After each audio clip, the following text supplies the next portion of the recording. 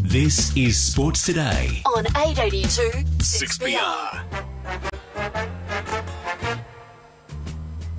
We are the Navy Blues. We are the old dark Navy Blues. We're the team that never lets you down. We're the only team old Carlton knows. With all the champions, they like to send. Well, that's the song they'll be playing when the Carlton Blues run out onto the arena on Saturday, where they take on the West Coast Eagles. And Chris Judd, former West Coast Eagle and now significant player for the Carlton Footy Club, has been good enough to give up some of his time for us tonight. G'day, Juddy. Gents, how you going? Going really well. Don't suppose you get sick of hearing that song? No, we haven't heard it for a little while, unfortunately. We've heard it at the start of games, but not at the end. So, yeah, look, hopefully we can turn that around sooner rather than later. 0-3. Is there any cause for the Blues fans to become a little concerned just yet? Oh, look, there's not. I mean, we'd like to be, we'd certainly like to be 3-0, but we're not. Having said that, we've played some good footy in patches, albeit against some pretty good signs, and I think at the end of the day we probably just had a couple of 5-minute patches in each of those three games that have cost us the result. So there's some positives to take out and certainly plenty of things to work on as well. Yeah, you have played some really good footy, and let's face it, in the three games that you've played so far this year, you've had your chances to win the game, and you certainly haven't looked out of place as a footy team. I just wondered, from a change of direction when it comes to coaching, how has that been, taken on by you and the players? Look, it's been good. It's certainly we've done a lot of work over summer. I guess adapting to mixed game plan, and that work's well and truly been done. So we're certainly not sitting behind.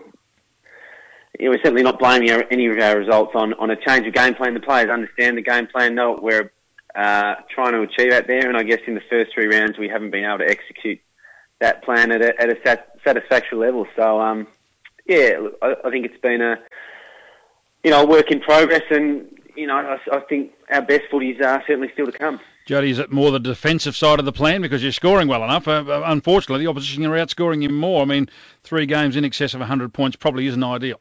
Yeah, absolutely. Look, it almost is as simple as that. I think we're averaging 60 inside, 50s against, which is unacceptable, and certainly opposition teams are just scoring far too easily against us. So that's the main thing we've got to rectify.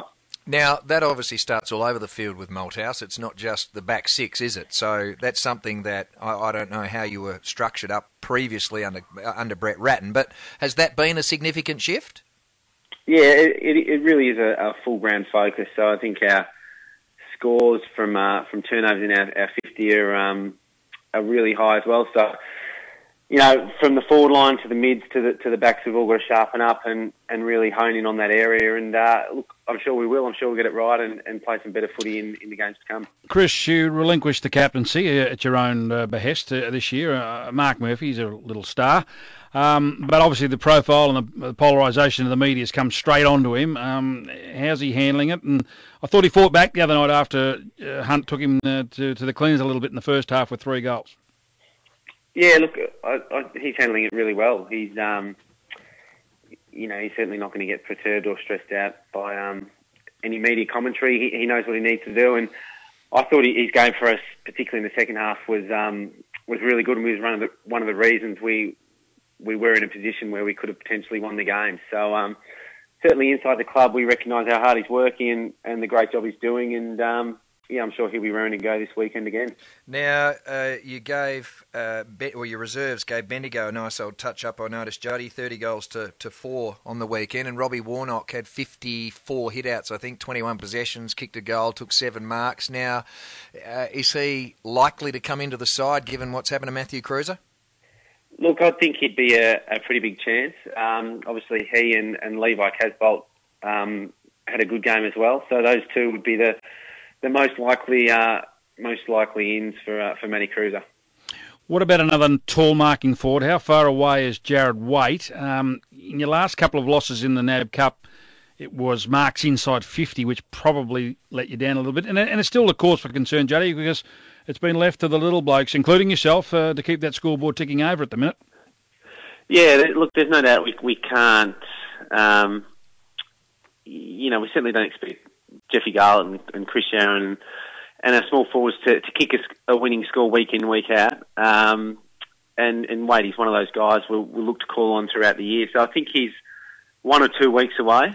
And certainly he's important to our structure. But I think Sam Rowe's going really well as well for us. I think he showed a bit last week, both up forward in the ruck, and some of his contesting work was really important for us as well. So we're pretty happy with his progress too.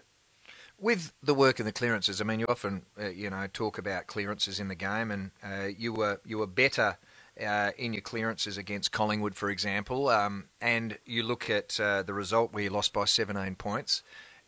And Mick is certainly a lot about contest, and you never had Mick at West Coast. So from that basic understanding of how you get those 1% areas better, how much of a focus has that been? Yeah, I mean, there's been a vast number of different things.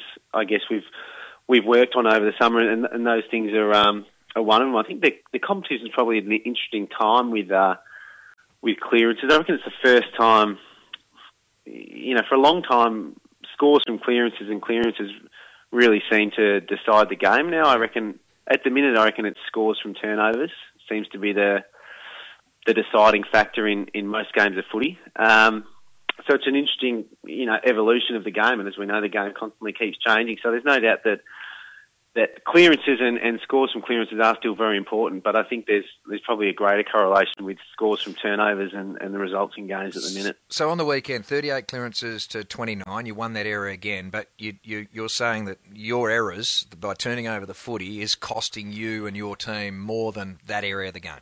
Yep. Yeah, and looking at the other games that have been played, I reckon that's sort of a bit of a pattern right across the competition, and it probably has been forming for a couple of years now. It seems to be solidifying this year.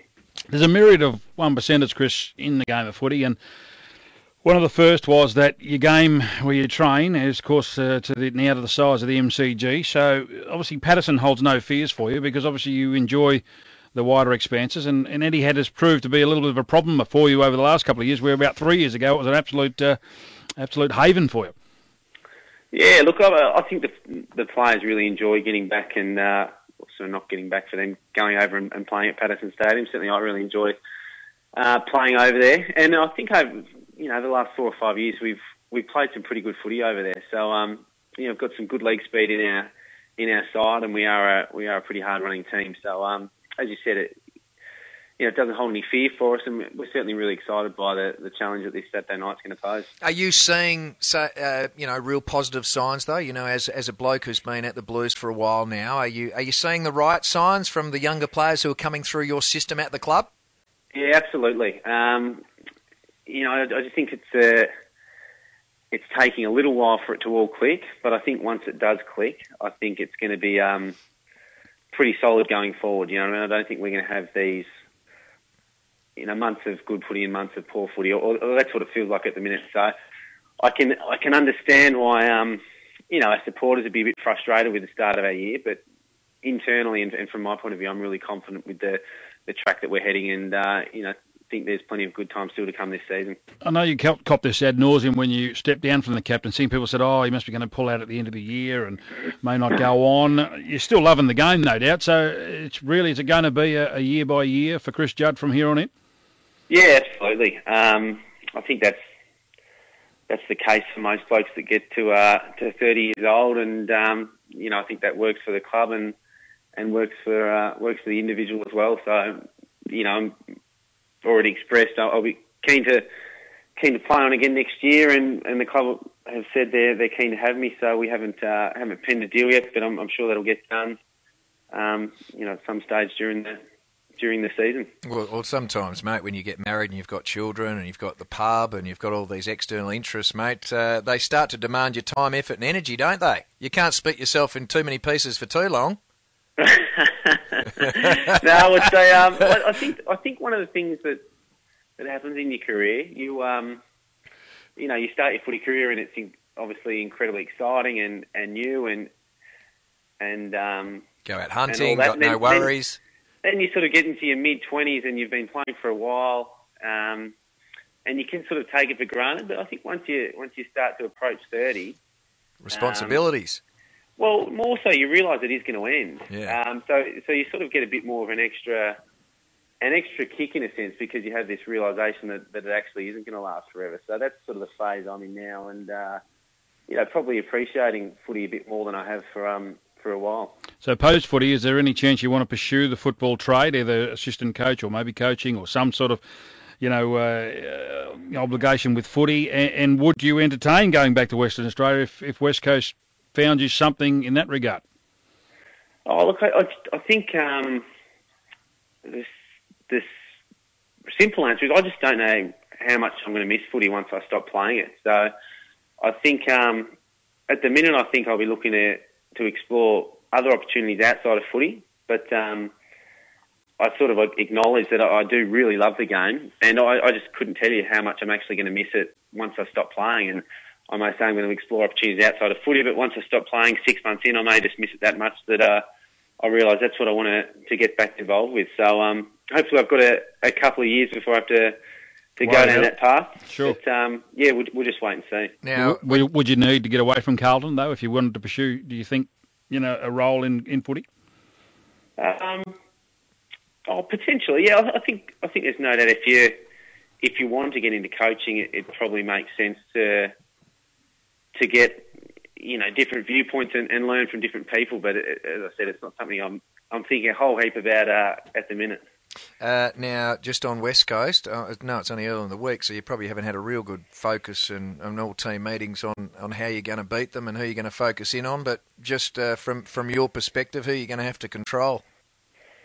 Oh, look, they've got a whole host of very important players. Obviously, the old firm are still very important to them in Coxie, Glassy and Curry, and then blokes like Luke Shuey and Shannon Hearn's really important for him down back. So Mick and his team will be dissecting them and coming up with a few different tactics, and certainly we'll be looking to implement them as the match commences on Saturday night. Who do you expect to come to you?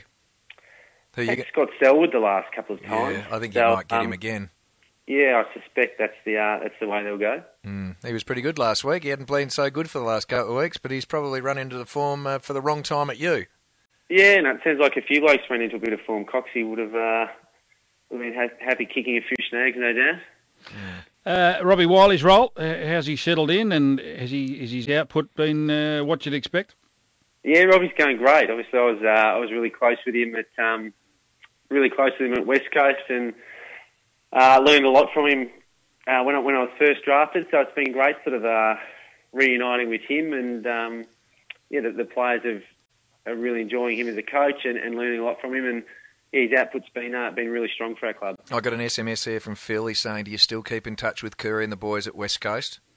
Yes, I do. I had coffee with Curry and Coxie and Glassy and Embers and a couple of others last Friday when they were over here for the game before Melbourne. I don't think I'll be catching up with them this Friday. No, I wouldn't have thought so. Now, what about for all those Perth people that are coming over your side of the world, mate? How is the pub? How is the bar going? It's going well. Yeah, it's going well. Where do we go for a drink? Give it a plug. Come on. Eve Bar there in South Melbourne, and Adam next door. So you're coming over to Melbourne for a weekend, pop in and have a vodka. and what about, just on a lighter note, what about Simpson? Is he streaming Ned Kelly, or what's going on there? Sim Laden. He's been labelled over here. Judd, what is going on with the beards, mate? What's happened to the world? I don't know what's wrong with this generation, Carl, but I don't shave for about 5 days and I feel like I need to scratch my face off, so I'm certainly in no danger of growing one. But Simo's had a go at it. He actually gave it a trim the other day, so he wasn't prepared to shave it, but he certainly trimmed. I guess when you put in so much work to get it to that length, it's a big call to shave it off, I guess. When do you guys arrive? Obviously, there might be a few Blues fans in the West that might want to at least get down while you have a kick and a catch somewhere. Yeah, so I think we'll be at Subi on Friday, Arvo, having a trot. I'm not sure if it's an open session or not. I dare say It'll be closed if I it's dare say the me. Eagles will be able to watch it regardless. So I don't know if they'll bother closing it. Well, good on you, Juddy. Thanks for your time. I look forward to seeing you in Perth, and promises to be a terrific game between yourselves and the West Coast Eagles. Good on you guys. See you.